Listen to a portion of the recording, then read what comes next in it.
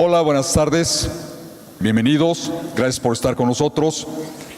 Continuando con nuestra secuencia de eventos, tenemos el gusto de participar en este panel, en esta mesa redonda, en la cual gozamos de la presencia de varios expertos, gente que está muy involucrada a través de sus puestos directivos o como asesores en el tema de la proveeduría del sector automotriz. Como todos ustedes saben, el sector automotriz es uno de los principales, metafóricamente también, motores de la economía nacional y de muchas otras economías en otros países. Y por supuesto, detrás de ellos toda la cadena de suministros. Tal vez la tercera parte de ustedes van a trabajar en unos años en una industria de estas. Una industria generadora de riqueza legítima que paga impuestos. Es muy importante lo que está ocurriendo, estamos viviendo ciertas coyunturas políticas, económicas a nivel global. Y en esta ocasión vamos a tener oportunidad de escuchar los intercambios de puntos de vista de nuestros expertos con nosotros. Me presento rápidamente, soy Juvencio Roldán, profesor investigador del Colegio de Ingeniería Industrial de la UAP. Yo soy activo, parte de los activos fijos de aquí de la universidad. Y con nosotros está el ingeniero Sebastián Brau, de Aylin Industrial Systems. Sebastián, gracias, bienvenido. Él es un consultor muy importante, experiencia internacional, y nos acompaña en esta ocasión. También será muy interesante conocer sus puntos de vista. Gracias, Sebastián. Tenemos también aquí a mi izquierda, tenemos a Said Méndez, el ingeniero Said Méndez. Él es egresado de la primera generación de ingeniería industrial. Orgullosamente lo menciono como exalumno mío. Tiene casi 20 años de experiencia en SKF. Él ha tenido oportunidad de implantar manufactura esbelta en varias plantas de SKF en el mundo. Actualmente es director de planta, director de manufactura en Georgia, de una de las plantas de SKF. Un aplauso para Said Méndez, por favor.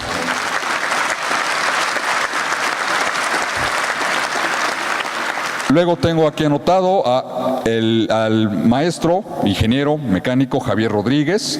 Él es actualmente director general de MTM, es una empresa de las más importantes de Puebla. Independientemente de eso, Javier ha sido alta dirección, ha tenido puestos de alta dirección en varias empresas autopartistas.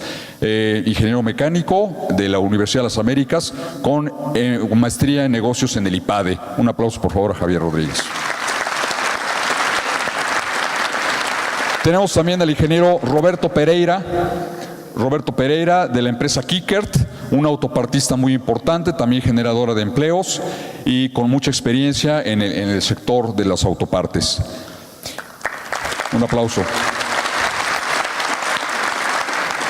Está también con nosotros, acompañándonos de Kickert, Richard Santana, Richard, también mucha experiencia en el sector de autopartes, y tendremos la oportunidad de escuchar sus opiniones. Y un aplauso. Y por último, los últimos serán los primeros, con un enfoque muy interesante desde el punto de vista académico, el doctor Javier Valencia de la Universidad de Yucatán. Un aplauso, por favor. Bien, bueno, pues les pedimos que tomen asiento. El formato, esto no es un debate ni nada por el estilo, es una mesa redonda. Voy a lanzar algunas preguntas, en algunos momentos van a ser dirigidas a algunas personas, no están limitados en tiempo, saben que hay limitaciones de tiempo porque finalmente lo ideal es escuchar las opiniones de todos. Estoy seguro de que pueden hacer muy buena síntesis de la experiencia que todos tienen. Voy a empezar. No voy a hacer demasiado preámbulo. Hace algunos días leí en una fuente seria, ya saben, ¿no? Facebook, todo es serio. Ya saben, todo lo que dice Facebook es verdad. Pero leía, sí, y de una fuente seria, y además es algo que tuvimos oportunidad de corroborar ahorita platicando tras bambalinas, de que ya se están vendiendo automóviles eléctricos chinos en Europa de a 7.500 euros. Eso es aproximadamente 150,000 pesos. Hace algunos años que se ve la amenaza u oportunidad del vehículo eléctrico. ¿Por qué amenaza? Bueno, la gran mayoría de las grandes empresas aún no tienen vehículos eléctricos y los que los están desarrollando ya están muy caros, del orden de 700,000, 800,000, 1,000,000, 1,500,000 de pesos. El líder ha sido Tesla, ¿no?, del conocidísimo Elon Musk. Aquí el tema es, parece que la transición al vehículo eléctrico va a ser más acelerada de lo que esperábamos. Muchos decían, no hombre, esto va para 20, 25 años porque hay mucha gasolina y... No, señores, esto está a la vuelta de la esquina. ¿Por qué? Porque además los chinos ya tienen el balón. Y cuando China decide producir en altos volúmenes, los costos se desploman.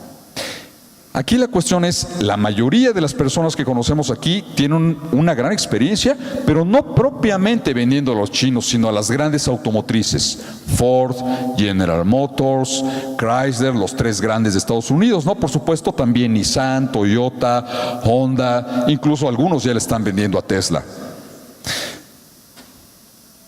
La pregunta va directamente, en este momento me gustaría que las personas y otros se van incorporando. Tuve la oportunidad de platicar hace un momento con Said y con Javier y me empezaron a externar algunas opiniones. Me gustaría que comentaran algo de lo que ya platicamos hace un instante. La pregunta en sí es, las industrias de autopartes, las empresas autopartistas que están instaladas en Puebla y en México, aunque no son mexicanas ni son poblanas, aquí están, son empresas locales.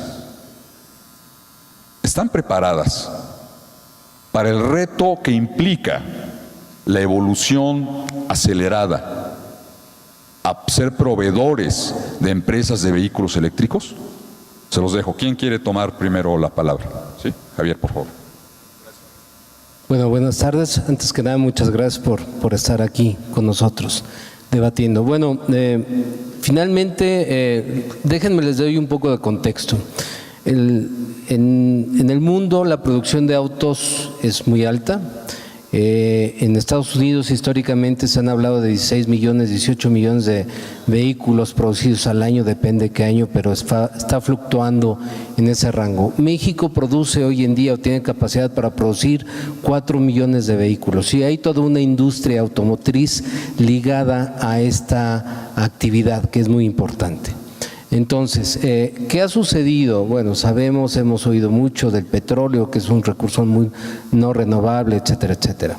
Entonces, con ese preámbulo, déjenme les comparto que países como Reino Unido, como China, como Alemania, como España, están apoyando mucho la compra de autos eléctricos, los cuales son más amigables para el consumo de energía y nos permiten, entre otras cosas, incorporar muchos dispositivos, llámese una iPad, llámese un celular y muchas otras más cosas. Seguramente han oído el término del Internet de las cosas, que es básicamente un software que une todo lo que traemos en nuestra vida. Bueno, los coches eléctricos nos permiten vivir con todo eso y nos permitirán tener autos automáticos, con pilotos automáticos.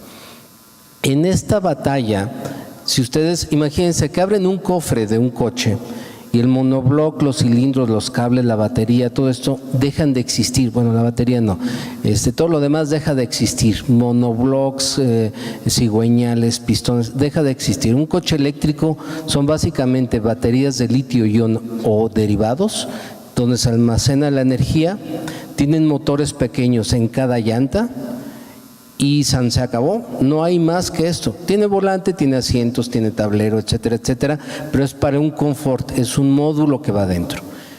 Hay muchas ciudades que han declarado abiertamente que a partir de 2025 no quieren coches que no sean eléctricos.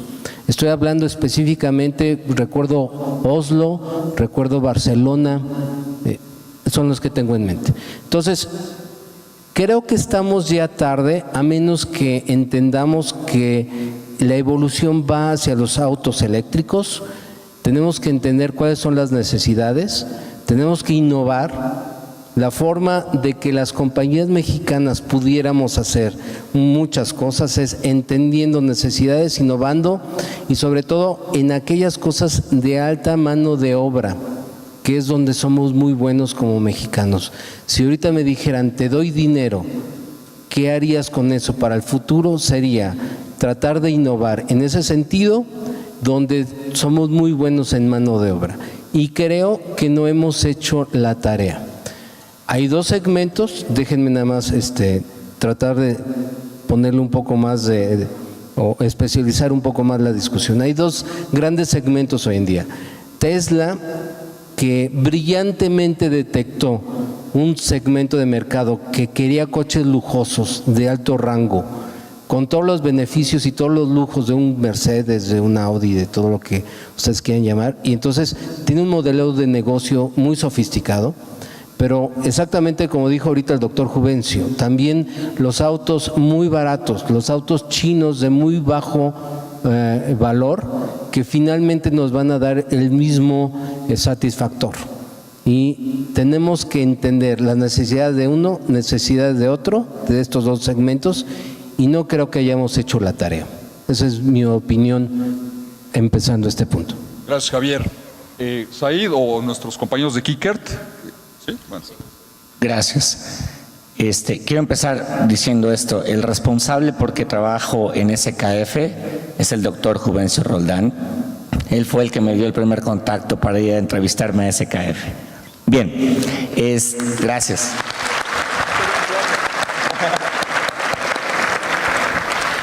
Yo estoy en una fábrica afortunada porque nuestra fábrica de SKF está en Georgia y nosotros proveemos directamente a Tesla. El 50% de la producción que tenemos en esta fábrica va directamente a Tesla y me gustaría construir un poco lo que Javier mencionó hace un momento. Tenemos que entender que la transición va a ser sumamente difícil porque de un motor de combustión donde tenemos a lo mejor 200 componentes, ahora un motor eléctrico tenemos solo 60 o 70. Entonces, económicamente hablando, va a ser un golpe demasiado fuerte cuando esta transición siga hacia adelante. El mercado de autos eléctricos ya está aquí. Nosotros como proveedores directos de Tesla hemos tenido la ventaja que el resto de las compañías que quieren ir sobre esta ruta también, somos la primera referencia para cotizar nuevos negocios. Entonces hemos recibido a gente de diferentes marcas en la compañía para cotizar exactamente el mismo rodamiento. Entonces, ¿qué va a suceder en el futuro? Lo que decía Javier, estamos haciendo la tarea. Creo que hay dos formas de verlo, la parte de necesidad de mercado y la parte técnica. En la parte técnica, nuestro tipo de rodamiento para un motor eléctrico es totalmente diferente. ¿A qué quiero decir con que es totalmente diferente? Las características técnicas son en alguna forma las mismas características que podemos encontrar un rodamiento si lo vamos a comprar a la vuelta de la esquina. Sin embargo, la parte de la calidad y los requerimientos que un motor o un carro eléctrico necesita es cero ruido. No puedes tener componentes que te generen ruido. En un motor de combustión tienes muchos componentes y tienes un cierto nivel de ruido. Cuando tú enciendes un Tesla, es como si no encendieras nada. No te das cuenta que el auto está prendido. Entonces, ¿cuáles son los requerimientos técnicos? Obviamente hay mucho más estrictos niveles de limpieza de componentes mecánicos que hoy día no los tenemos, al menos no obteniendo el costo que Tesla pide. Entonces, la transición va a ser muy importante, repito, en la parte económica, por número de componentes, simplemente porque estamos yendo de combustión al eléctrico, pero también los que todavía podemos participar en ese mercado, la competencia se viene mucho más fuerte, porque hoy tenemos la fortuna SKF de proveer Tesla. No hay nadie más que provee Tesla. Al rato, la competencia va a ser más dura para nosotros, compitiendo con otros proveedores exclusivamente de rodamientos, y el tema va a ser calidad y costo. Gracias. Roberto o Richard.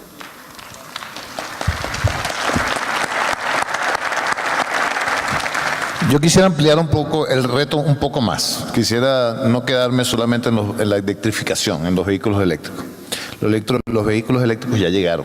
No va a ser no es cosa del futuro, y en ese sentido decir que las empresas tradicionales automotrices los agarró completamente por sorpresa. Se pusieron en negación y dijeron: no, Elon Musk está loco, ¿cuándo en la vida va a poder producir coches? Y pues miren la sorpresa, y ahora están tarde. Pero están tarde, pero tienen gran poder de reacción. O sea, son compañías muy grandes y muchos de ellos ya van a entrar tan rápido como el año que viene con vehículos completamente eléctricos. No estamos hablando de híbridos, sino con vehículos completamente eléctricos. Los vehículos eléctricos no solamente son más ambientales, sino que además ofrecen otras ventajas que cuando la gente comience a usarlos no van a querer volver a usar vehículos de combustión interna. Por ejemplo, estabilidad. Dado que la batería está en el piso del vehículo, el vehículo es mucho más estable. Entonces van a haber menos accidentes. Otra gran ventaja que te ofrece el vehículo es el ruido, por ejemplo. No va a haber ruido, es mucho más confortable. Entonces, eso es una gran ventaja. Pero ese no es el único reto que tenemos en la industria automotriz. Están las otras tendencias que estamos viendo. El car sharing, la opción de que, y ya está ocurriendo, ¿no? De nuevo, esto no es algo que va para dentro de 10 años. Con una aplicación, yo estoy, por ejemplo, en el DF y digo, pues yo quiero moverme de Polanco a Santa Fe y necesito un coche, y me meto en la aplicación, me dice: mira, a la vuelta de la esquina hay un Smart, y toma el Smart y llegas hasta ahí, la puerta se abre, te subes, manejas y te llevas el coche hasta Santa Fe y lo dejas en Santa Fe. En México no ha ocurrido eso en particular, pero esto ya está ocurriendo con las bicicletas eléctricas o los monopatines que andan por allí en el DF, y eso se llama car sharing y ya está ocurriendo. Y luego están los vehículos autónomos. Y los vehículos autónomos son aquellos que se manejan solos y bueno, y suena muy, muy interesante. Pero piensen en esto. En la actualidad, cualquiera de nosotros sale en friega para el trabajo y entonces le deja a la esposa para que lleve a los hijos al colegio, y ella tiene que ir al gimnasio y todo lo demás. Y cada uno de nosotros tenemos que tener nuestros coches para poder hacer nuestras labores por nuestra cuenta. Pero si nosotros tenemos un coche autónomo, nosotros podemos mandar a los hijos al colegio solos. Y podemos pedirle al coche: regrésate y me buscas porque voy a ir al gimnasio, mientras tanto yo estoy dormido. Y entonces, en vez de 2 coches, necesito uno solo. Todas estas tendencias, bueno, y les voy a decir otra más, para que se espanten aún más: los drones que son capaces de transportar pasajeros. Tampoco es cosa del futuro. Hay una compañía china llamada Yihon que ya lo está ofreciendo. Y bueno, o sea, es un tema ahorita de regulamentaciones. Algunos países son mucho más atrevidos, como Dubái, y dice: pues ponlos, que yo sí te doy los permisos para que tú trabajes acá. Y estos drones son también autónomos. Tú los llamas, llegan a tu casa, te subes y te llevan a donde vayas sin necesidad de tener un vehículo. ¿Qué estoy diciendo? Estoy diciendo que en el futuro vamos a necesitar menos coches en el mundo. Eso significa menos ventas. Eso es algo de lo que pocos están hablando, pero hay que estar pendiente de ello. Y entonces va a haber un shift, un cambio en la ocupación, como las revoluciones industriales han ocasionado.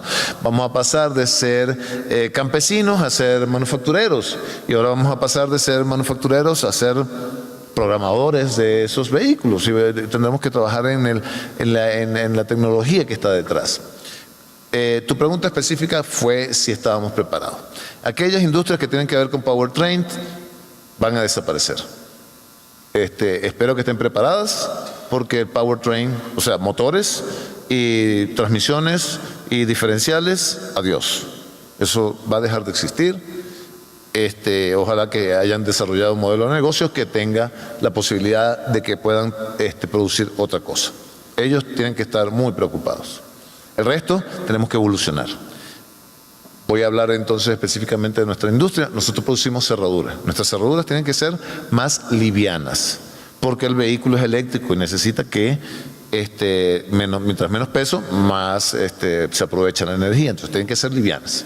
Tienen que estar conectadas electrónicamente. Es decir, tienen que poderse abrir desde el botón de la iPad que está en el tablero, no desde la manija que está en la puerta. Y tiene que abrirse desde mi celular. Y tiene que ofrecer información. ¿Quién está accediendo a mi carro? ¿De quién es el celular con el que se está accediendo mi coche? Entonces, ese es el gran reto, ¿no? Tenemos que trabajar muchísimo en investigación y desarrollo relacionado a hacer los componentes más livianos y la conectividad.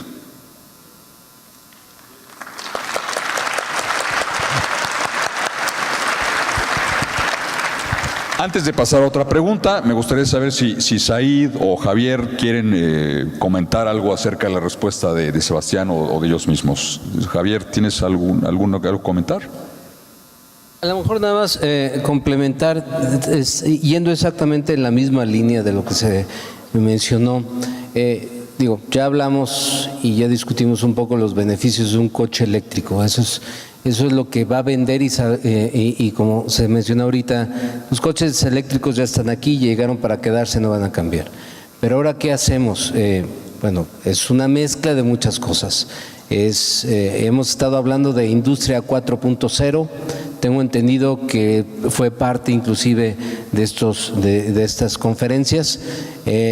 Esa Industria 4.0 con más sofisticación, con muchos datos técnicos, con mucha computarización, va a empezar a crear exactamente, por ejemplo, los valeros más sofisticados que vamos a necesitar. Entonces hay que entender esa parte, hay que especializar cada vez el manejo, exactamente porque los coches ligeros eléctricos tienen que ser más ligeros, se va a retar más la mecánica y los diseños y las soluciones. Entonces cada vez tendremos que profundizar más el conocimiento y cada vez tendremos que ser, maestros o expertos o los grandes especialistas de cada rama de lo que estamos haciendo. Creo que vamos para allá y hay que darnos cuenta que tenemos que cambiar nuestro paradigma y tenemos que empezar a adentrarnos en muchas otras cosas que hasta ahora, las carreras convencionales clásicas no les habíamos entrado. Sabemos termodinámica, sabemos diseño, sabemos mecánica, sabemos programación lineal. Tenemos que ahora ir mucho más allá que esto. Gracias, Javier. Said, ¿algo más que quieres comentar para cerrar este tema? Para cerrar nada más la pregunta y construir un poquito más. Recuerden que Tesla nació hace pocos años y ha logrado hacer y revolucionar la industria automotriz en muy poco tiempo. Mi curiosidad es qué viene ahora con las compañías que tienen toda la experiencia automotriz, que a lo mejor no vemos nada ahora, pero créanme que se están preparando y se están preparando muy fuerte. Y Tesla, tal vez en un par de años no va a ser el número uno, fue el primero. Y la estrategia de Elon, cuando él no puso ninguna patente al diseño del auto eléctrico, fue precisamente para eso, para que los demás siguieran esa misma ruta y la infraestructura en todos los países la tuvieran para cargar su coche. Entonces fue muy hábil en no patentar el diseño, lo único que patentó fue la batería. Gracias. Gracias, Said. Ahora, igual, ¿no? Coyunturas. Somos una generación a la que nos está tocando vivir muchos accidentes políticos, geográficos, tecnológicos. Y una de las coyunturas más amenazantes que hemos vivido los últimos años es la coyuntura política en la que ciertos personajes llegan a ser presidentes de algunos países y que traen una tendencia un poco parecida a lo que ocurrió a mediados del siglo pasado, ¿no? Que es el proteccionismo. Esto ya está teniendo un impacto importante en todas nuestras industrias, sobre todo en un país como México, en el que dependemos mucho de la inversión extranjera y de las exportaciones. Ahora le voy a pedir su opinión, ¿no? A Richard, que está aquí con nosotros, también de Kickert, y a Sebastián. Ya posteriormente me guardo la cereza en el pastel para Javier Valencia, con otra pregunta, que también todos tendrán oportunidad de platicar con nosotros, y que, por cierto, igual el referente sigue siendo Elon Musk. es el hombre del momento. Qué bueno que sea él y no otros políticos. Entonces, aquí la pregunta es... las noticias son algo descorazonadoras. Hace un año aproximadamente, el señor Trump tuiteó mucho amenazando con meter más aranceles a los vehículos producidos en México. Se sentía muy orgulloso, aunque en realidad los alcances fueron mínimos, de que algunas empresas empezaron a cerrar plantas en Estados Unidos o en China, en México y en China, para regresar a Estados Unidos. Realmente qué tanto ocurrió es muy relativo, pero por otro lado también tenemos que hace algunos pocos meses llega un señor apellidado Bolsonaro a Brasil con una línea muy similar, diciendo: no vamos a traer más vehículos mexicanos a Brasil. No nos vamos a meter en política. Queremos conocer la opinión, ¿no? de gente que está involucrada. Sebastián trabaja con muchas empresas también. Vive la dinámica, ¿no? Vive la presión de estos cambios en los que ¿qué haces? Bajas costos para compensar los aranceles. La manufactura esbelta es una gran herramienta en ese sentido. Tú lo vives día a día. Entonces, insisto, Javier, me aguardas para la siguiente ronda. Te toca a ti participar. Entonces, nos gustaría saber, ¿no? ¿Están las industrias locales instaladas en la región? Ustedes no se limitan a Puebla, se mueven en toda la República, inclusive en Sudamérica. ¿Están las industrias autopartistas locales preparadas para estos golpes bajos que tienen un fuerte componente geopolítico?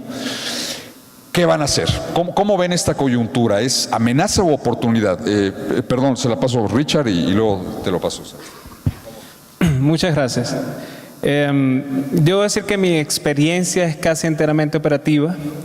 Sin embargo, tengo un par de opiniones con respecto a eso. Yo honestamente no lo veo como una amenaza, para nada. Y lo hemos discutido internamente en Kicker. Yo lo veo como una oportunidad, ¿sí? Y yo creo que la principal tarea que tiene la industria mexicana con esta situación que estamos viviendo ahorita es que nos obliga a ser eficientes. No nos queda de otra, ¿sí? México sigue teniendo muchísimas ventajas competitivas, por lo menos en el área de NAFTA. Su ubicación geográfica, no es secreto para nadie el costo de la mano de obra mexicana, pues sí es una ventaja. Sin embargo, a pesar de eso, esta situación nos obliga a ser más eficientes, y yo creo que nosotros tenemos una inmensa capacidad de lograr eso. Algo que caracteriza a los mexicanos, y yo creo que a los latinos en general, es su capacidad de innovar, sobre todo en las situaciones difíciles, ¿sí? Y el martes teníamos un expositor europeo, una persona de Suiza, y él hacía la comparación entre Suiza y México. Y una comparación muy jocosa, pero era totalmente real. Lo que de repente para un suizo una situación es bastante complicada, cuando se lo muestras a un mexicano, el mexicano dice, pues lo haces bien, le das la vuelta y le llegas, pues. Y se soluciona. ¿Sí? Entonces yo creo que nosotros tenemos una inmensa capacidad, tenemos un reto por delante, pero sí tenemos todas las herramientas para sobrellevar eso y seguir mejorando y seguir creciendo como país en general. Y pues en cuanto al tema político, el tema político es algo que a mí personalmente pues toca una fibra muy especial, porque vengo de Venezuela y por la situación que vive en mi país, y no voy a entrar en ese terreno porque luego sí terminamos mañana. Pero solamente quiero dejar un mensaje. Es responsabilidad de la gente, del pueblo, asegurarse de que su gobierno actúe bien. Y eso es algo que siempre tenemos que tener presente. Es irresponsable para cualquier ciudadano de cualquier país no interesarse en la política y lo que su gobierno hace. Eso es fundamental. Y hay que proteger al país, hay que quererlo mucho y siempre estar muy pendiente.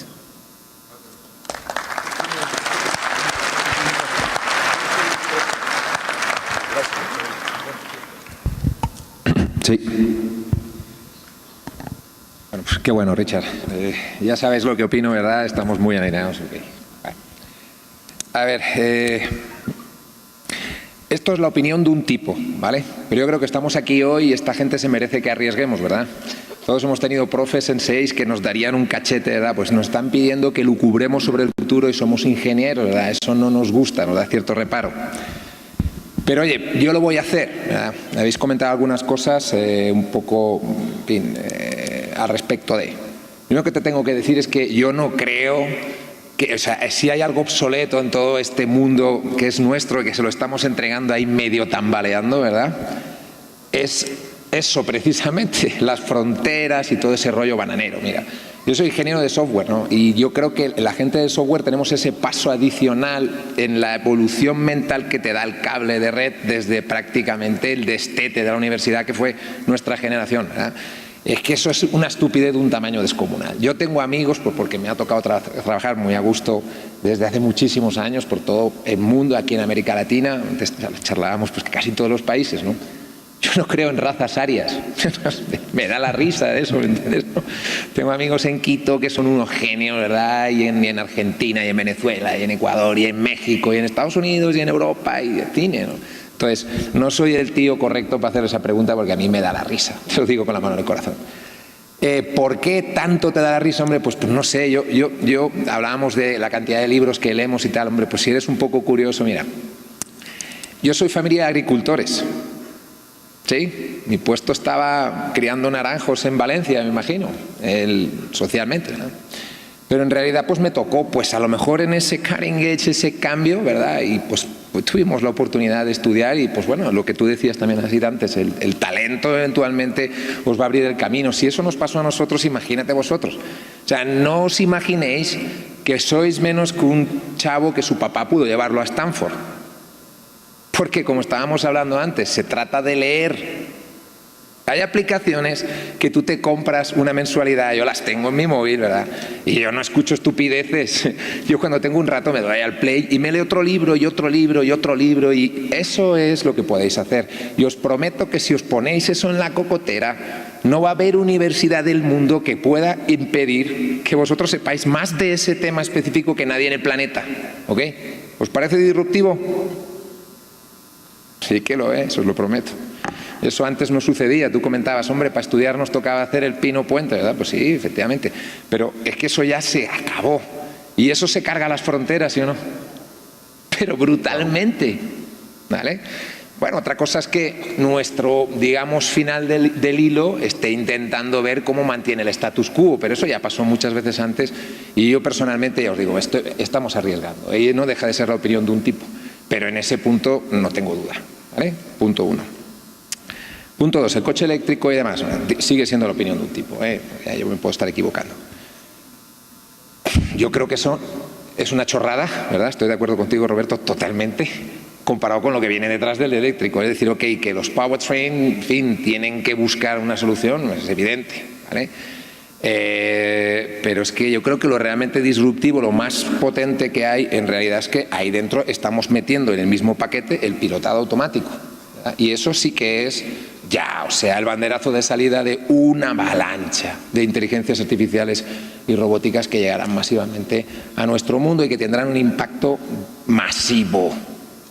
Yo ya te digo, sigue dándome cierto reparo hacer de futurólogo, pues yo soy ingeniero, ¿vale? Pero yo creo que se lo merecen y al menos yo les voy a decir mi idea, ¿no? ¿Cuáles son los impactos? Hombre, claro que sí, que en el coche eléctrico va a haber un tema, pero yo no lo veo relevante comparado con...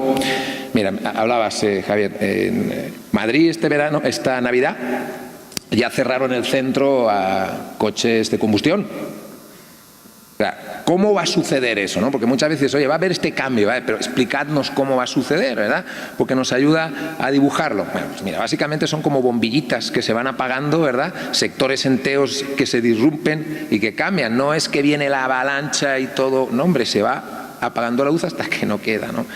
Entonces, básicamente, como lo veo esas transiciones, pues cierran el centro, ¿vale? Todo lo que es Madrid tiene 3 círculos de comunicación, la M50, la M40 y la M30. Dentro de la M30, que es el antiguo casco donde seguro disfrutaréis de, en fin, donde está la Gran Vía, todo eso, ya no se puede circular con coches de combustión, solo puedes entrar con un eléctrico o con un híbrido, ¿vale?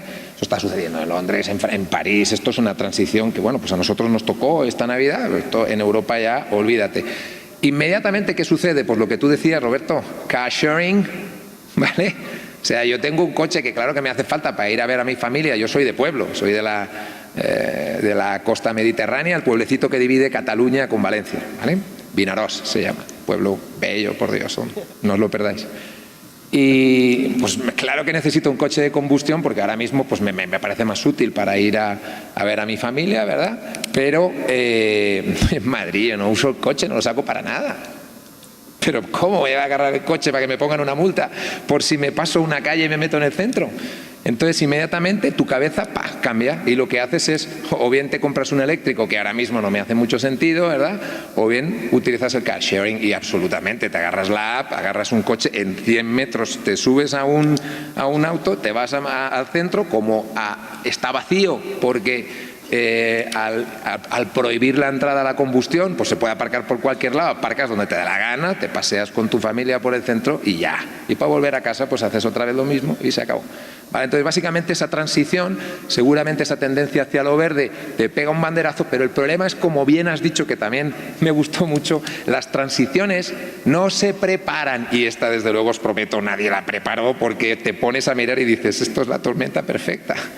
¿Vale? No está preparada, sencillamente va a suceder, y esa, que es un detalle que parece no tener más consecuencias, tiene un montón, que tropieza una con la otra para que al final resulta que las ventas de los automóviles se caigan masivamente.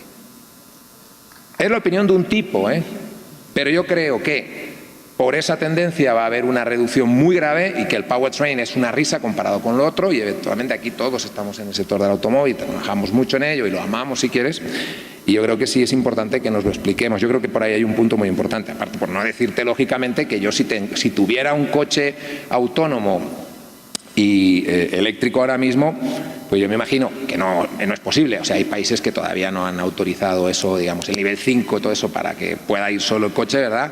Y bueno, y eso tardará todavía un poco, porque para mí eso es el status quo que pondrá todos los frenos de mano, ¿verdad? Pero yo me imagino que si lo tuviera, pues diría que me lleve al trabajo, ¿verdad? Me subiría al trabajo, lo dejaría ganándose la vida haciendo de taxi a lo largo de la tarde, y me recogiera por la noche y luego pues que siguiera, ¿verdad? Entonces eso, de nuevo, si te agarras un papel y un boli, cuando el 90% del tiempo de nuestros autos están aparcados, tiene otro impacto descomunal en la cantidad de autos que se vende, ¿verdad? Por ejemplo. Y sin embargo, yo creo que camiones se pueden vender más. Estuve la semana pasada, no la otra, en Daimler en Saltillo, ¿verdad? Y ellos están a tumba abierta, aumentando, y gente también trabaja muy bien. Yo no les veo, creo que mucho del autopilotaje agarrará transporte de marítimo o de otros ámbitos, que se meterá en carretera por flexibilidad, simplicidad, cuando empiecen a ser autopilotados los camiones. De nuevo, la opinión de un tipo, ¿vale? Pero bueno, intentar, ubicarnos, ¿no? Tal vez 2 coches, y yo creo que claramente se venderán muchos menos, pero tal vez en camiones hay una oportunidad. Si os vale de algo, me puedo estar equivocando, pero bueno, agarrado una empresa de camiones a lo mejor tiene sentido. Y el problema más grave en cuanto a la reducción del mercado no creo ni siquiera que tenga que ver con que se vayan a vender menos coches, sino con que eso, el autopilotado, se lleva, por ejemplo, el propio gobierno de los Estados Unidos en su página web reconoce que tiene 15.5 millones de puestos de trabajo en riesgo por la pérdida de taxistas, de camioneros, de ¿Cuál es el impacto social que tiene eso a escala global? Y en la venta de coches, si quieres ponerle una coletilla. En la venta de todo, de bicicletas también. Pues hombre, lo normal, ya que tenemos alguna cana, ¿verdad? Cuando a eso lo hemos visto en otros países, en Venezuela o en Europa, con la subprime, cuando dimos aquella chufa, problema estructural, industrial en Europa, ¿vale? Lo que sucede es que se contrae el mercado laboral, inmediatamente se contraen las variables críticas del estado de bienestar, ¿eh? El sueldo, el consumo de las familias, ¿verdad? Y básicamente eso tiene un problema y tiene un impacto en el consumo de los bienes y en lo que se vende alrededor de eso, ¿vale? Entonces, yo creo que más o menos puede ser así. Y comentaba que me preocupa especialmente a la velocidad a la que suceda, porque sabéis que el coche autopilotado no es que está aquí, es que mucha no, es que tal. O sea, Nvidia ha hecho un OEM para que el que llegue tarde pues le compre su OEM y lo monte en un coche cualquiera y sea autopilotado. Y el que tarda más en sus salidas, si os agarráis la lista de automotrices, yo creo que es Honda y plantea el 25, porque lo quiere sacar a $25.000. ¿Vale? Los japoneses ya sabéis, ese ojo pardo. Bueno, bien. Y finalmente, alrededor de todo eso, es aquella cosa que dices, ok, y yo veo que eso puede ser una contracción que eventualmente nos desequilibre social, estructuralmente, y eventualmente es como una piedra que está quieta, se mueve la primera vez y en cuanto empieza a rodar baja colina abajo. Walmart tiene un proyecto, y sobre todo para los amigos que tenéis que dijeron, no hombre, yo no quiero estudiar, yo ya trabajaré en una maquila o trabajaré en el Walmart. No. Mira, Walmart tiene un proyecto ya en Miami de lo que Amazon les señaló para no haya cajeros, ¿verdad? Y si eso sale bien, va a escalar, no sé, centenar este año y a saco, ¿verdad? Es decir, hay un montón de puestos de trabajo que se disrumpen. En la propia restauración, McDonald's tiene el mismo proyecto. En fin, drones, Domino's Pizza lo va a llevar con drones. No, hombre, estrato social bajo, no estudio, que seguramente es el más... digamos, el que están más desprotegidos para realmente poder reaccionar y todo eso es el que realmente uno se preocupa más, porque además socialmente pues no nos va a gustar, a lo mejor a nosotros no nos hace perder el puesto de trabajo eso, pero hombre, la sociedad que le dejamos a nuestros hijos no nos va a gustar, ¿verdad? Y en cualquier caso, os digo, ni siquiera es solo de estrato social bajo. Ahora mismo yo creo que la gente de las universidades, hablamos, yo os admiro mucho y creo que tenéis una gran labor que hacer por delante y un reto descomunal. Aquí tendréis por lo menos las ideas de un loco si en algún momento os resultan de utilidad, porque os viene gorda. Por ejemplo, el último, o sea, yo veo a los chavos que se están ingresando hoy en la universidad, aquí a más de uno nos costó mucho estudiar, ¿verdad? Y podemos entender eso, ¿verdad? Que están entrando en una universidad a hacer abogado, por ejemplo, y sabemos que hay una inteligencia artificial pues que hace unos contratos cruzando toda la jurisprudencia mundial, la californiana. Un amigo mío en Silicon Valley, que nos tomamos la cerveza los frikis de la inteligencia artificial, me dice, ven y cuéntale a este bicho, ¿no?, que te quieres divorciar, pero hace años, ¿eh? Y digo, hombre, pues si de momento yo no me quiero, mi mujer no me deja de momento. Le conté mi tema, ¿verdad? El tema mío está complicado, trabajo en una corporación norteamericana, Silicon Valley, y me cruzó todas las jurisprudencias, la californiana, la europea, un contrato de divorcio espectacular.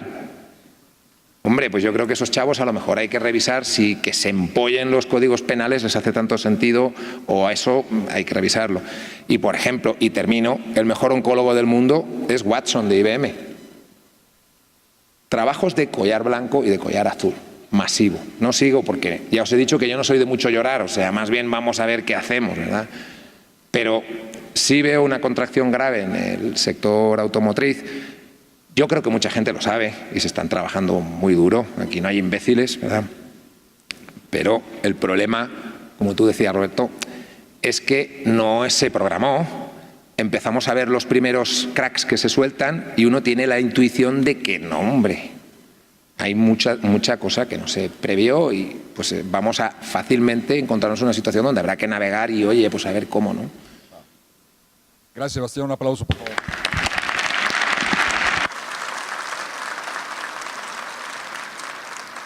Ya para cerrar la respuesta a esta pregunta, me gustaría escuchar la opinión de Javier Rodríguez. Él tiene la responsabilidad económica, financiera, operativa, de suministros de una empresa que se está viendo sometida a los embates, a la volatilidad de la economía estadounidense. Nos gustaría escuchar nada más tu última opinión. ¿Qué tanto vimos que el año pasado se presentaron oportunidades interesantes para su industria como resultado de lo que está ocurriendo en Estados Unidos, ¿verdad? Pero también a la vez se derivan otras ramas que pueden perjudicarles. Entonces, para cerrar esta pregunta nada más y pasar a la siguiente, me gustaría escuchar tu opinión. Bueno, ciertamente, estando aquí en México, aprovechando la mano de obra tan competitiva mexicana, por decirlo de alguna manera, pues somos muy buenos y muy competitivos una vez que reglamentamos y una vez que entrenamos y una vez que sistematizamos una línea de producción. ¿Dónde somos más competitivos? Pues muy abiertamente les menciono, entre más horas de mano de obra esté involucrada, somos más competitivos. Eso no es ningún secreto. Es por eso que, digo, a lo largo de mi vida he estado en muchas compañías haciendo asientos, por ejemplo. La confección de asientos, uno corta tela o vinil o piel, uno la cose, uno la instala. Mucha mano de obra, y en esta mano de obra somos muy competitivos. Hubo un momento que el 70-80% de la confección de vestiduras, de asientos de Estados Unidos y de México se hacía en México, en la frontera. Muy bien y muy competitivo. Los arneses, tienen mucha mano de obra, es estar moviendo cables chicos, grandes, poniéndole conectores, también somos muy competitivos. Y así les puedo mencionar muchas cosas.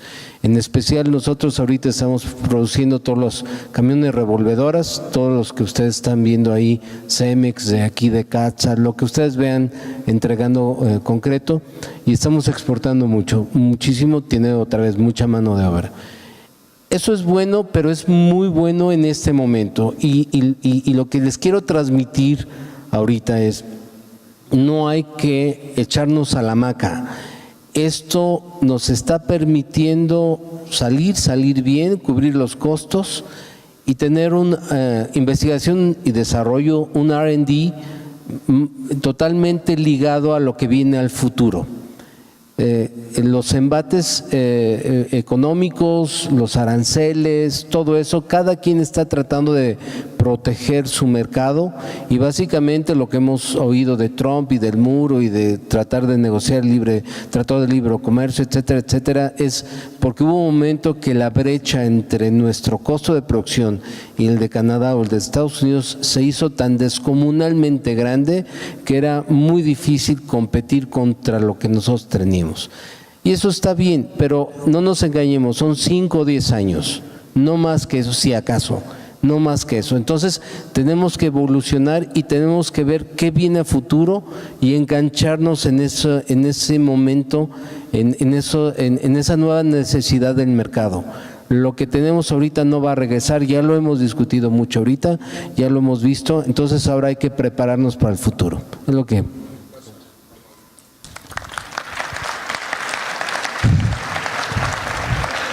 Por último, y también hablando de coyunturas anunciadas, y también referenciando al señor del momento, ¿no?, a Elon Musk, leía hace algunas semanas que una de sus muchas declaraciones sensatas, él decía que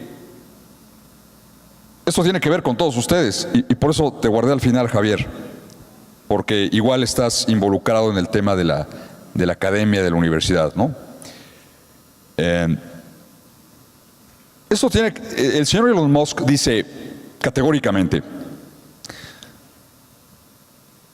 no me interesan los grados académicos de las personas. Me interesan sus soft skills, ¿no?, habilidades suaves, es decir, la parte humana de las personas, lo que tiene que ver con interacciones.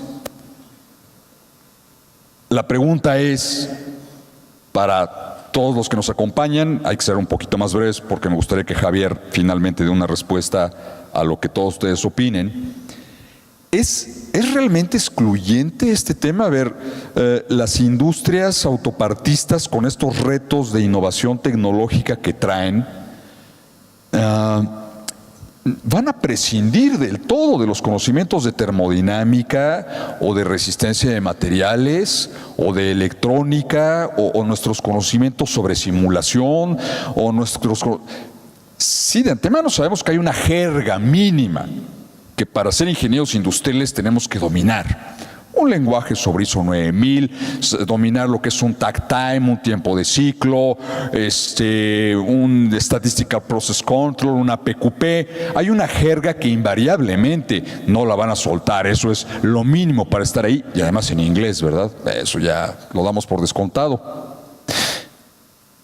Pero, ¿hasta qué punto entonces realmente, según el señor Elon Musk, van a pesar más las soft skills, las habilidades sociales, que son más cuestión de humanos propiamente que de programación, ¿no? Cualquiera que tenga aquí la experiencia de estar casado o divorciado, cuántas veces, o de tratar todos los días de lidiar con personas en el trabajo, sabe que, bueno, una transformada, una de Laplace, una serie de Fourier, es un juego de niños comparado con tratar con humanos, con tratar con egos, con tratar con emociones, con sentimientos, que es mucho a lo que hace referencia el señor Elon Musk. Entonces, les dejo el micrófono. Digo, Javier, agradecería que tú al final cierres con tu opinión, como la cereza en el pastel en cuanto al tema. ¿Alguien quiere comentarnos algo? ¿Quiere responder esto primero? ¿Qué tanto realmente el señor Elon Musk ha puesto el dedo en la llaga en el tema de más interacciones humanas que conocimientos o títulos académicos? Said, por favor. A ver, yo creo que no hay que confundir. Y yo hablaba de la ecuación del valor durante mi ponencia y hablaba de P más E elevado a A. Y la A es exactamente lo que dijo el doctor Juvencio, es todas esas habilidades de soft skills, donde hablamos de inteligencia emocional, hablamos habilidades de comunicación, hablamos de liderazgo, de coaching, de talento. Eso está muy bonito escuchar, pero repito, si observan la ecuación del valor, si no hay preparación, no sirve de nada. O sea, no confundamos, el soft skill va a reemplazar la parte técnica.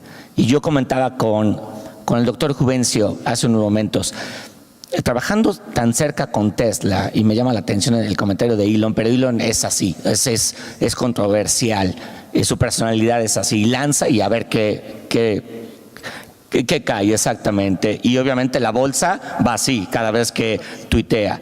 Pero independientemente de eso, nosotros tenemos la relación comercial con Tesla.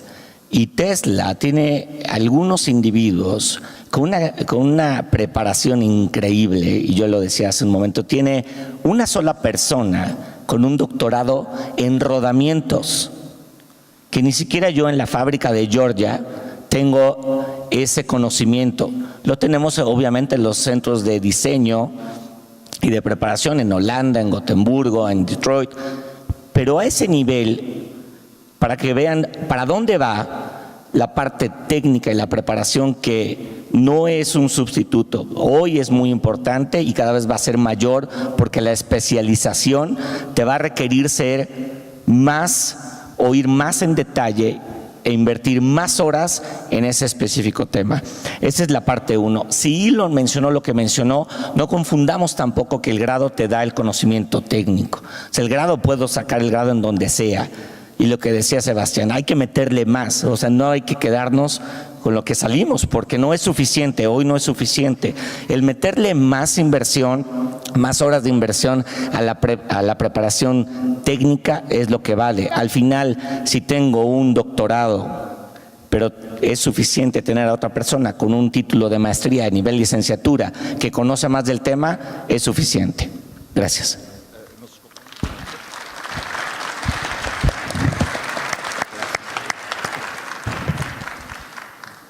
Bueno, efectivamente, bueno, el tema de los soft skills los menciona Elon Musk, pero esto tiene ya quién sabe cuántas vueltas hemos dado sobre ese tema. Definitivamente la preparación técnica es imprescindible. Pero más que la preparación técnica, por ejemplo, yo soy ingeniero industrial y como ingeniero industrial, ustedes no saben cuánto dolor de cabeza me dieron las integrales, las derivadas y las integrales. Y yo era bueno en matemáticas, fíjense, pero pues me dieron dolores de cabeza. O si ustedes me ponen ahorita la derivada más fácil, x derivada de x, y me piden que la integre, no voy a poderla integrar. Entonces, les tengo malas noticias, muchachos, no lo van a usar nunca.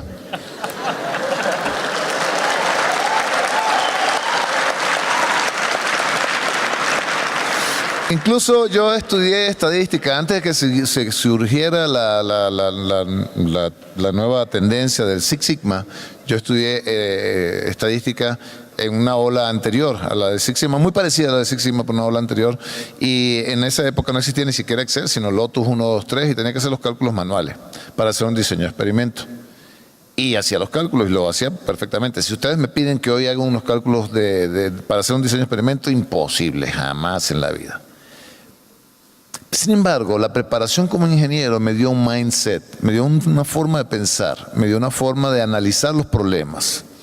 Mi hija es doctora y tenemos peleas como ustedes no tienen idea, porque los médicos son preparados para otra cosa. Ellos están preparados para actuar no sobre las causas, sino sobre las consecuencias. Ellos actúan sobre los síntomas. ¿Te duele la cabeza? Una pastilla para el dolor de cabeza. ¿Qué fregados causó el dolor de cabeza? No importa. Tienes que, un problema, cualquier operación. ¿Y qué lo causó? ¿Cuál es la causa que está detrás? Y yo siento que los ingenieros estamos, en nuestro mindset, nuestra forma de como que fuimos preparados es para buscar la causa, para irnos a la causalidad. Y esa preparación, eso no nos damos cuenta cuando estamos en la universidad, pero pareciera que todo está diseñado para que nosotros salgamos de allí preparados para eso. Y es por eso, en ese sentido, debo decir, pues creo que a partir de hoy yo no voy a poder dar ninguna conferencia en una sesión, por ejemplo, de administración de empresas o algo por el estilo, porque los que estén por aquí, miren, no lo inviten porque defienden mucho los ingenieros. En ese sentido, los ingenieros industriales tienen una gran ventaja, porque todos se quejan y dicen, no, pero los ingenieros industriales saben de todo, pero no saben nada de nada, ¿no? Eso dicen. Pero pues el tema es que los ingenieros industriales tienen esa base para poder iniciar cualquier trabajo. Pueden ser gerentes de finanzas. Un ingeniero industrial puede ser fácilmente un gerente de finanzas, o puede ser un gerente de producción, o puede ser otro.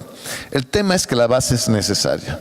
Sin embargo, las habilidades, las soft skills son extremadamente importantes. Y yo voy a agregar uno por encima de todos. Uno que mencionó hace muchos años Peter Senge, y es la capacidad de aprender a aprender. El mundo cambia. Si nosotros no nos adaptamos, no sobrevivimos. Y entonces la capacidad de aprender esas nuevas habilidades, cualesquiera que sean habilidades de liderazgo, sean habilidades de administración de personal, sean habilidades ahora tecnológicas, porque tenemos que aprenderlas, que por cierto se han convertido en un prerequisito. Profesionales, ustedes que van a buscar trabajo.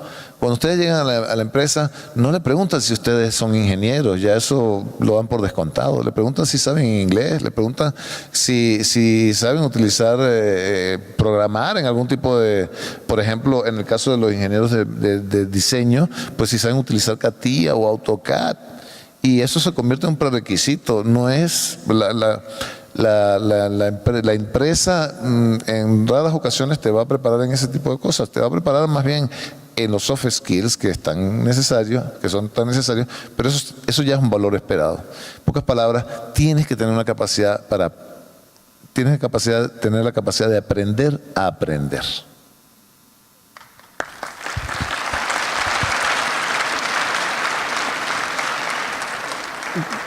Precisamente ayer hablaba de este tema con los muchachos que fueron a la visita a Kicker, ¿no? Hablábamos del del tema de las muy famosas competencias el día de hoy. De hecho, en las ponencias del martes, casi todos los exponentes hablaron sobre las competencias que la industria requiere de los nuevos profesionales en el futuro.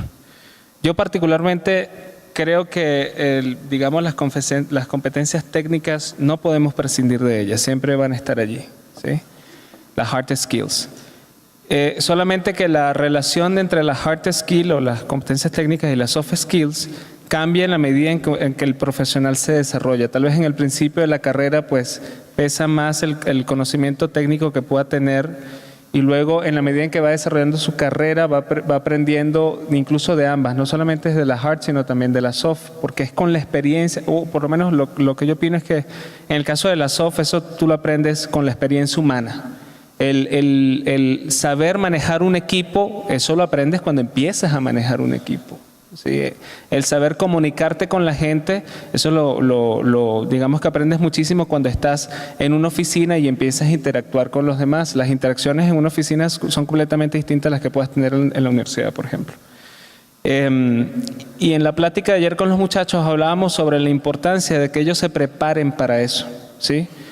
Lo que no puede ocurrir es que esperen llegar a un sitio de trabajo para empezar a aprender sobre soft skills.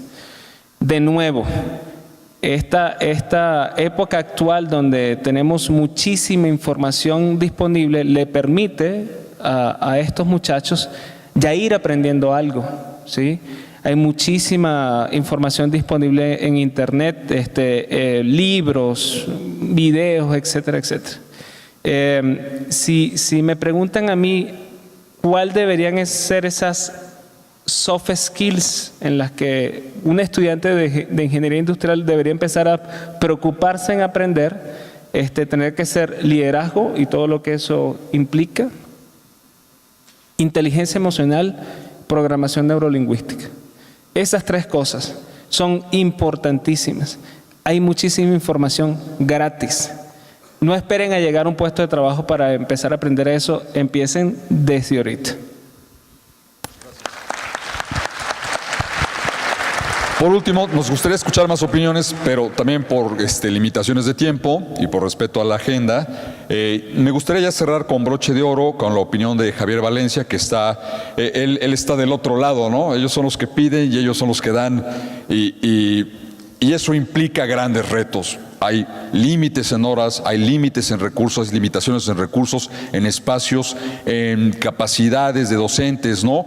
Y la universidad, los tecnológicos tienen que lidiar justamente con esos conflictos, con esos trade-offs. ¿A qué le das más peso? ¿A las soft skills o al conocimiento? No son mutuamente excluyentes, son las dos, bueno, bonito y barato. ¿Cómo está haciendo frente la universidad y los colegios de ingeniería industrial en México a este tema? Javier, tú cierras, por favor. Muchas gracias, profesores. Un verdadero privilegio estar aquí. Este lugar es espectacular. Tiene una universidad preciosa. Agradecemos mucho a la Benemérita por la invitación. Ayer también estuve con los chicos en el taller y es un lugar realmente precioso para los que lo conocemos por primera vez. También es un gusto estar con gente de la industria, como dice muy bien profesor. A veces la gente de la academia nos quedamos en el mundo de la academia, nos quedamos en las aulas, en los proyectos, en el SNI, y nos olvidamos de que al final de cuentas la gran mayoría de ustedes no van a seguir nuestro camino, van a estar en la industria, van a ser empresarios. Por eso es tan bonito y tan desgraciadamente raro estas oportunidades donde se integra la academia con la gente que viene de la industria. Y más un sector como el automotriz, que representa nada más el 30% de nuestras exportaciones, o dicho en dinero, eso es algo así como, lo apunté aquí, 90,000 millones de dólares fue 2018. Si la automotriz se cae, pues nuestro país probablemente colapsara, ¿no? Y con nosotros seguramente iría a Brasil y seguramente buena parte de Estados Unidos. Entonces, tan bonito es eso. Y luego la parte también de integrar diversas nacionalidades, desde Venezuela, pasando por cada uno de nosotros, terminando con España. Ambos países les tengo mucho cariño. He estado estudiando el caso venezolano por 5 años, realmente muy interesante, más allá de las posiciones que uno tenga políticas, pero realmente muestra qué hacer en ciertos casos y qué no hacer en otros, ¿no? Comenzamos la parte técnica, un país con las reservas petroleras más poderosas del mundo, y resulta que ya hipotecó su petróleo para no sé cuántos años, más allá de muchas cosas, ¿no? Y la parte española, yo viví 5 años en España, conozco muy bien Madrid, conozco muy bien Valencia, entonces es un privilegio compartir la mesa con ustedes y por supuesto con el profesor, que además es una de esas voces importantes en el mundo de la ingeniería industrial.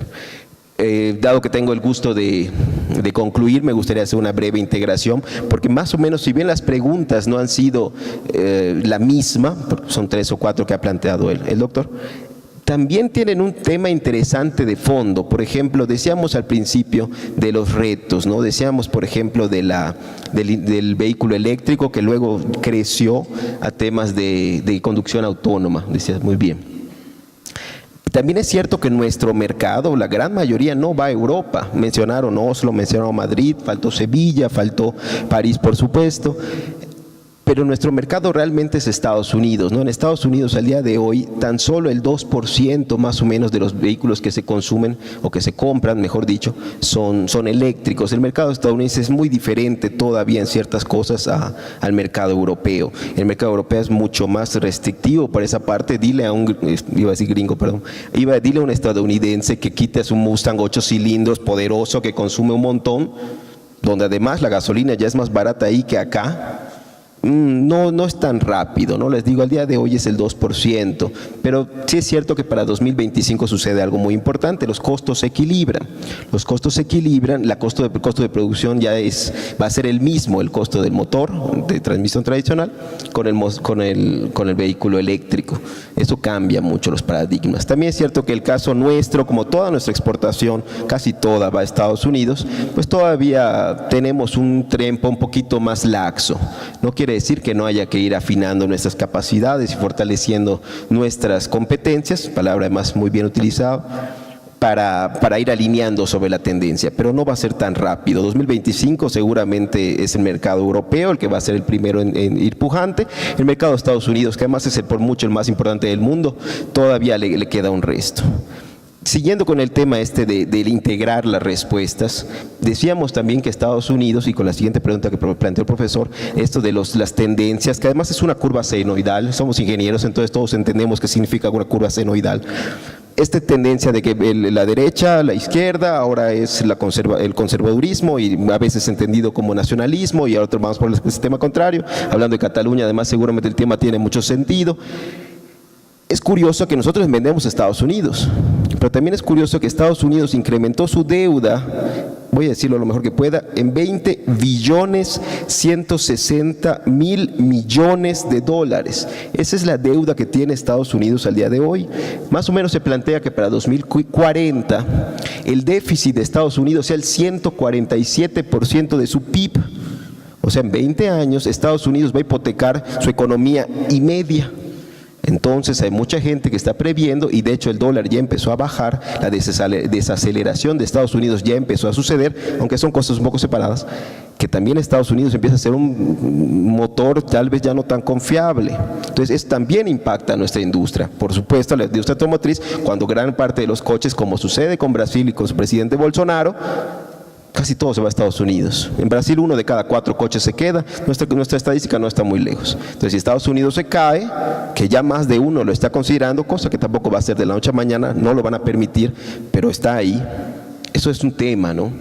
Y es un tema cuando por otra parte tenemos al presidente Trump, que mencionaron bien, que hace un poco visión omisa a eso, incrementa la deuda. El primer año ya le incrementó 10 billones para nosotros, porque en Estados Unidos 1 billón son 1.000 millones, para nosotros 1 billón son 1 millón de millones. Entonces intentan mantener una economía pujante, como menciona bien la coletilla, esa parte final, pero que ya no está tan claro que la puedan mantener, o al menos no bajando las tasas de la Fed y demás. Pero eso es otro tema, ¿no? Todo eso nos lleva a temas muy interesantes, temas de automatización, temas de despidos masivos, temas de... Me acuerdo que había un video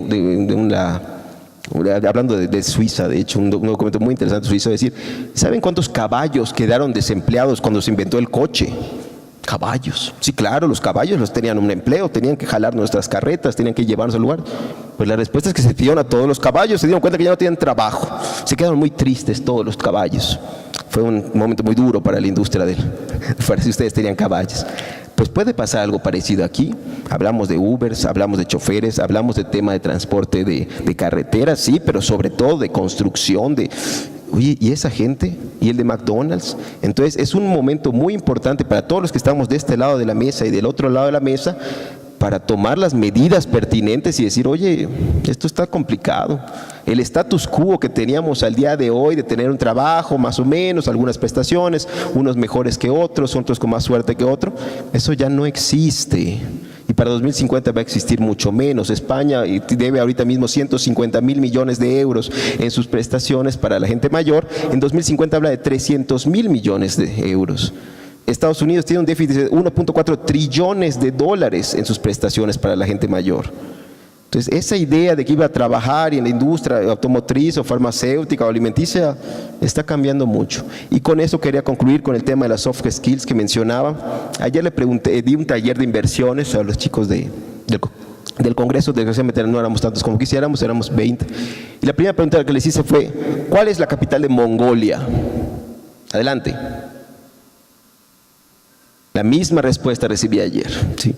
Nadie sabe que la respuesta de capital de Mongolia es Ulan Bator. No sé por qué, pero deberían saberlo. Un lugar muy bonito, por cierto. Ulan Bator. Por cierto, la integral de x es x al cuadrado sobre 2. Nada más, por si tenía la duda ahí. Gracias. Para los chavos de primeros semestres, hombre, yo me la sé. X a la n, le sumamos 1 y dividimos entre n más 1. Entonces, la respuesta es que no importa cuál es la capital de Ulan Bator. Le dije, hombre, googlealo. Así es cierto, y saca su celular. Maestro, ¿qué es Ulan Bator? Pues sí, Google ya lo dijo.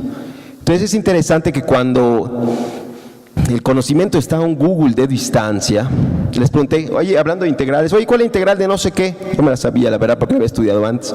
No sé, le dije, pero tienes a Julio, profe. No sé si el Julián, profe, no sé, los chavos lo sabrán mejor que yo. Está en YouTube y te muestra exactamente cómo desarrollar la integral, el método simple, la ruta más corta. Está ahí. Y no es un texto.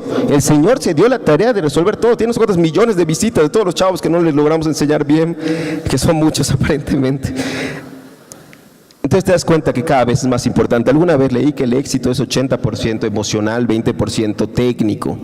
Salvo que seas Messi o Cristiano Ronaldo, sobre todo Cristiano, que es una persona bastante insoportable para los que somos muy madridistas ahora más que nunca. Te das cuenta que el tipo puede ser la persona más chula del mundo, como dicen en España. Chulo que no es que sea guapo, que también tiene lo suyo, sino que es insoportable, pero es un genio del fútbol. Entonces, si no eres Cristiano o Messi, normalmente no te puedes dar la tarea de carecer de esas soft skills. Si no eres el doctor en rodamientos que decían muy bien, oye, tienes que saber saludar, tienes que decir buenos días, tienes que saber sonreír, y eso hablando español, en inglés es otro mundo, ¿no? Todo eso hace falta y seguramente es mucho más necesario ahora que nunca, porque la respuesta a la capital de Mongolia está en nuestro celular. Después de eso, para concluir, pues viene el tema del emprendimiento, el tema de las inversiones, porque ya la seguridad en el empleo cada vez es menor. Y al final de cuentas, como decían muy bien, todo está en libros, todo está en YouTube, todo está en nosotros, en nuestra actitud. Es lo que tenemos que ir afinando al final. Porque lo demás ya está muy inventado, pero esa parte más humana no quiere decir que no se va a alcanzar. Al final de cuentas la tecnología nos va a comer, ya lo decían personas como Isaac Asimov.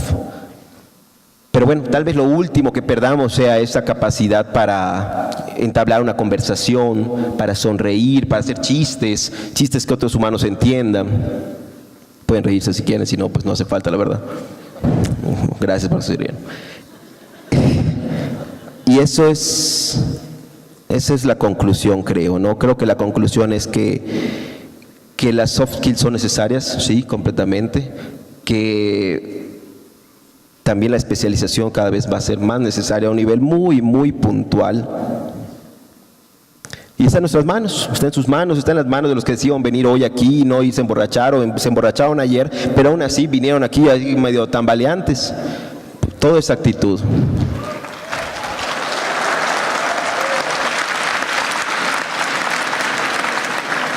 Muchas gracias a todos por su disponibilidad de tiempo y accesibilidad para la elaboración de esta mesa redonda.